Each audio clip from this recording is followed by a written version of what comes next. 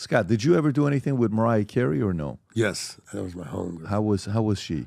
She's awesome, bro. First of all, we made a song called Side Effects about Tommy Mottola. That was like, and I've worked with her with Jadakiss. I did the song K-I-S-S. Yeah, we did that. But Mariah used to call me and do like crank calls and like do Jerky Boys impressions. Yes, this is me, Kissel, or Saul Rosenberg. Saul Rosenberg. Fucking funny as hell. She's awesome, bro. She's the fucking diva. Saul Rosenberg. What was the difference between working with someone like her versus someone like Beyonce? Both beautiful, both talented. Bro, I mean, they're both different. You know, one is Mariah Carey's voice. more country and like more hood, and then like and just like real. She's a diva. Like that's Park Avenue right there. But let me tell you though, Mariah Carey's voice is truly something else. Insane. It honestly, like you got, if we ran a poll right now, what's the greatest voice of all time? You would hear Whitney Houston. Yeah. You would hear Freddie Mercury. Mm-hmm. Elvis is probably going to be on that list. Steve Perry is going to be on that list, right? You're going to have Barbra Streisand. I think Lou Gramm from Foreigner as well. Oh Really? my God, I want to know what love is. Yeah, I mean those guys, 80s for sure. Daryl Hall. Sinatra. You Hall and Oates. have Don't get me to. started. You have to. I'm looking at this list. Mariah's a beast. You bro. have to put Mariah on it. By the way, Lady Gaga's got a voice as well. Adele. But Mariah Carey's voice. Oh, Mario has one of the greatest voices. Christina Aguilera. Yeah. Nah, I got You a don't funny. think? She made a song, by the way, called "Fuck You, Scott Storch." Yeah, I she tell you really? why. I can tell you that's a funny fucking story. Irving Azoff, fucking special. Is there any chance I can take a 5-second Yes, cigarette go break for and it. we'll come back and Go talk ahead. about Irving fucking, they call the poison dwarf in the you ever see that book Hitmen? It's about like all the like early like people in music, like the serious like moguls. Oh yeah, you see that. He's one of them. I'll explain that song when I get back after this advertisement. 5-minute break. Mariah Carey is what we were talking about. You were telling the fact that Christina Aguilera wrote a song called F-U-S-S, and I think it means, does it mean what I think it means? Fuck you. Fuck you, Scott Storch. All right. So tell us how this happened. How did this happen? Okay. I aligned forces with her to make the Stripped album, which sold a ridiculous amount of copies. And I did like the bulk of the album. And then Linda Perry did some from Four Non Blonde. I don't know if you know who that is. Yeah. Mike, a little closer. And I say, that song. Yeah. Yeah, What's that lady, she going on? wrote a bunch. Yeah. Well, Better? that's really close. There you go. So, Okay. yeah, and that album, we killed it. Irving Azoff being her manager, guy who started like Giant Records and went on to own Live Nation, and he's like, but you know, there's a famous book called Hitmen. This guy?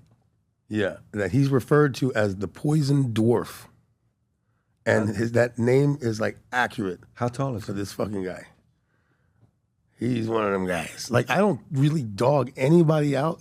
I mean, so like Kanye was like, I'm pissed at him for that, but like I'm really like, I don't really have anything bad to say about anybody.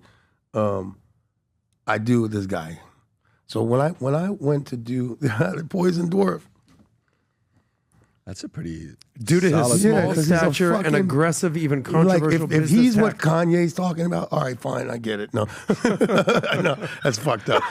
That's really fucked up. But at any rate, this guy, when I went to do this record, they gave me an advance. I think it was like $250,000, which is a very fair price for me, considering my price tag was $80 per song. I ended up doing 7 songs on the album, and I think 2 interludes as well. The record went crazy. It was her biggest album. You know, most of the ones, or half of the songs I did became hit singles. Any rate, now it's like, I was living in LA at that time. Now I'm living in Florida. Mm-hmm. So they called to do the next album. And I was like, you know what? In the spirit of good business, I don't want any increase. Just give me the same thing. My manager calls me at the time, Derek Jackson, and says, Scott, this guy said you were lucky to work with her and be involved in such a big album. Not that I helped make the big album and shape its sound, and like I'm like the core and the nucleus of what it was. But he said, he's not giving you any advance. You just come to work and you're lucky you have the opportunity. I said, whoa, I don't believe this. I was like, you call him and talk about this stuff. I want to be listening in. So I'm listening in, and he's like going on and on, like, yeah, Scott's lucky to be involved with a singer like Christina and this and that, and like, fuck Scott, and you know, he's just trying to like play tough guy with me. I'm over what? Like peanuts, like 250. What the fuck is that? You're gonna blow. You just sold 19 million copies of this shit, and like whatever. I get my royalties. That's one, but the actual recoupable producer advance. He was trying to like, be a goalie with it, and I was like, okay. So I'm listening. And at one point he's like, fuck Scott, and this and that. So I was like, yo, motherfucker, I'm on the phone, by the way. And he's like, I was like, here's the deal. I need $2 million to do the album now, or I'm not doing it. And you need to send fucking NetJet with a fucking, I think it was at the time, a G4. And like, I need the Clive Davis bungalow at the Beverly Hills Hotel. And I need a per diem every day of $1,000 for food on top of all this. And I was just like, fuck you. Okay? Me and Christina were really close. Clive. I have Clive stories too. This is like the fucking. You ever see this show? What is it? The Blacklist, with like about the what was that guy?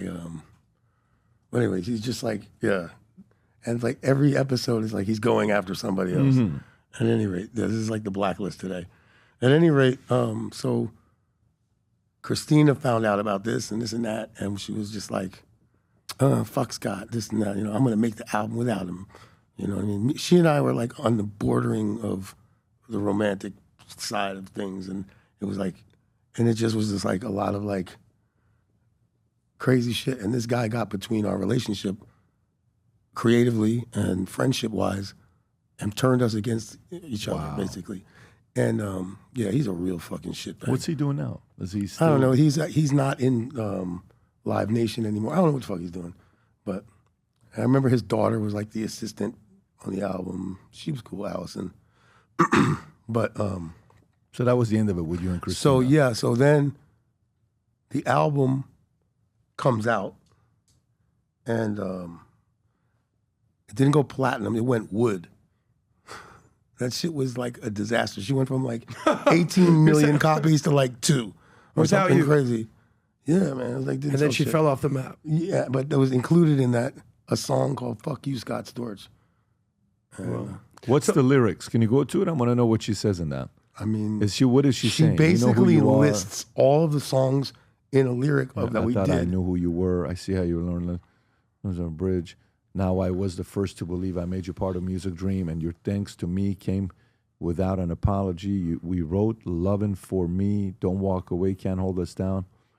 Now this sounds like you guys have an intimate relationship here. It sounds like a scorned lover. We used to lay down together at night. It wasn't really that physical or anything, but like we became like those friends that are like teetering on, like dry hump, making out and shit. Yeah, I don't know, whatever the fuck it was.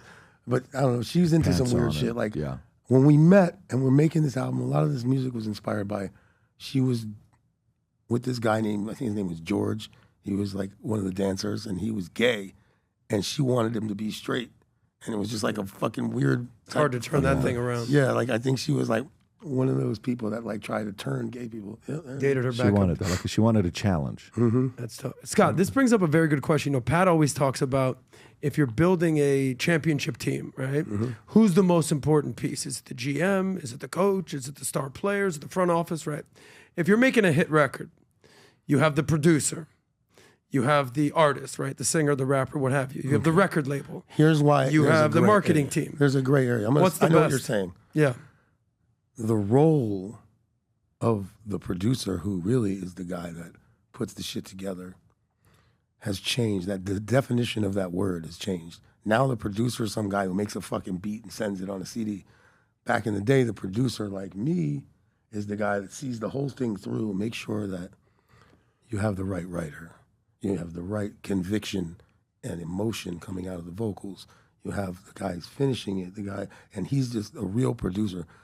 Like back in the day, George Martin was the producer of the Beatles, but he wasn't really making the music. He was just guiding them and like putting that special sauce on it of these songs that they did.